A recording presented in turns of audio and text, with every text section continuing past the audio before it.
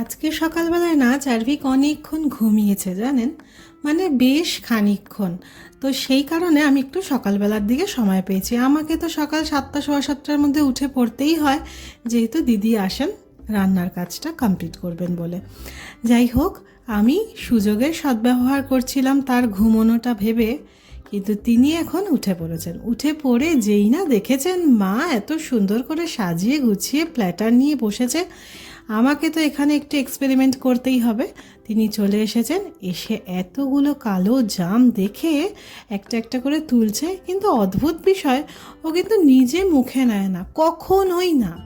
আগে দেখে মা টেস্ট করে মায়ের মুখের এক্সপ্রেশনটা, তারপরে ও কিন্তু এক দুটো নিলেও নিতে পারে।